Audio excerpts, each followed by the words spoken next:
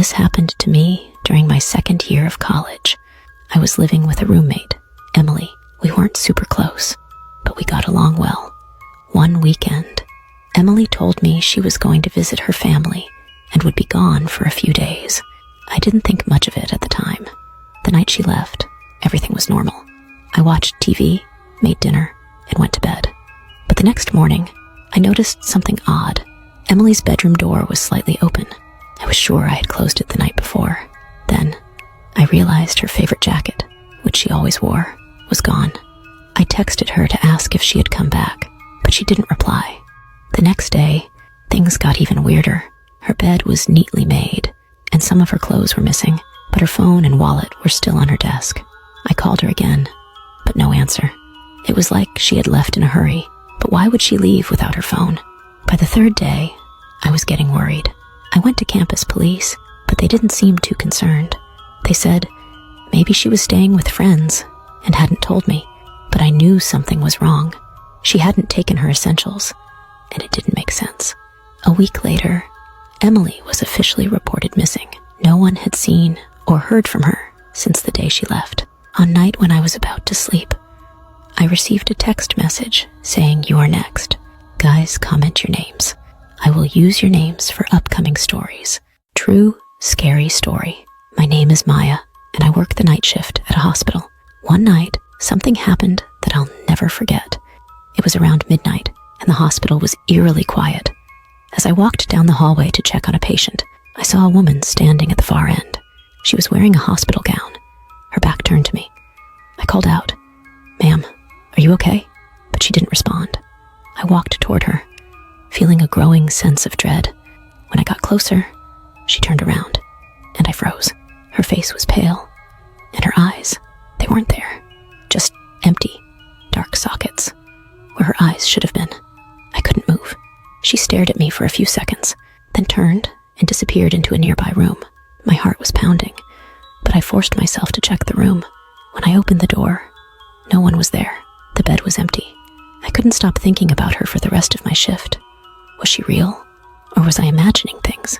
I've never seen her again, but every time I walk down that hall, I wonder if she's still there, waiting to show herself again. Guys, comment your names and countries. I will use that for upcoming stories. A couple of years ago, I had an experience that still creeps me out to this day. It happened when I was in college, around my sophomore year. I used to go to the library late at night to study because it was quieter. One evening, I stayed until closing, which was around 11 p.m. After packing up my stuff, I started walking back to my dorm. The campus was pretty empty at that hour, and the only light came from the street lamps that lined the pathway. As I walked, I noticed a girl sitting on a bench near one of the lampposts. She looked like she was waiting for someone, but something about her felt off. She was wearing a pale, old-fashioned dress that didn't seem to match the modern clothes students usually wore. Her long black hair covered most of her face, and she sat completely still. I thought maybe she was a theater student or something, so I didn't pay much attention and kept walking. As I passed by her, she suddenly spoke. "Excuse me," she said in a soft voice, almost like a whisper. I stopped and turned around. She was looking straight at me now, her face partially visible through her hair. "Can you help me? I'm lost," she said. There was something about her tone that made me feel uneasy, but I didn't want to be rude. I asked her what she needed help with. "I need to find my way home," she replied, her voice shaking a little. I asked where her dorm was, but she didn't give a clear answer. Instead, she pointed down a dark, narrow path that led to the woods at the edge of the campus. That's when my stomach dropped. Nobody lived in that direction. There were no dorms, no houses, just trees and darkness. I told her I didn't think anyone lived that way, but she insisted, "Please, I need to go there." At that point, I got a really bad feeling. I apologized and said I couldn't help her. I turned to leave, but when I glanced back at the bench, she was gone, just like that, vanished.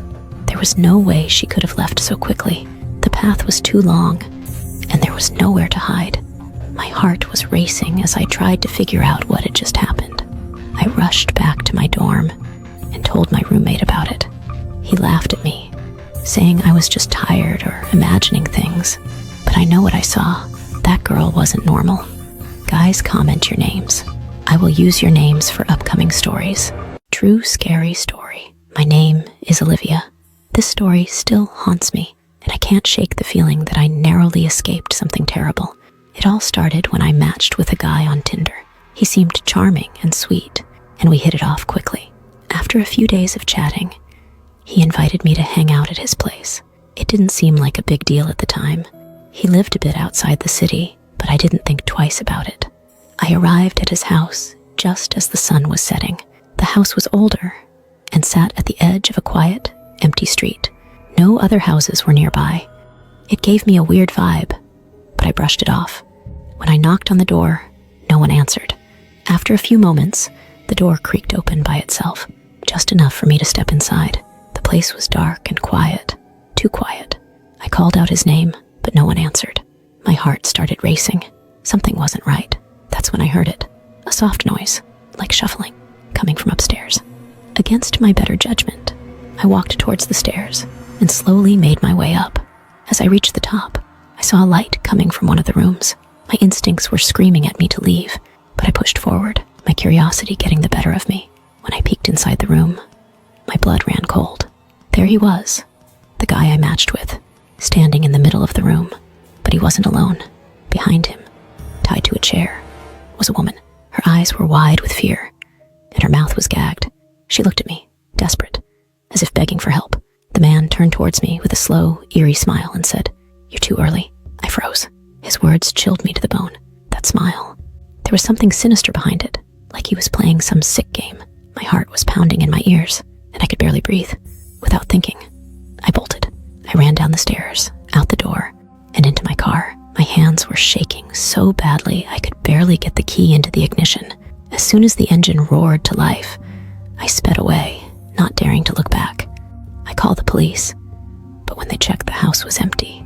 I was too terrified.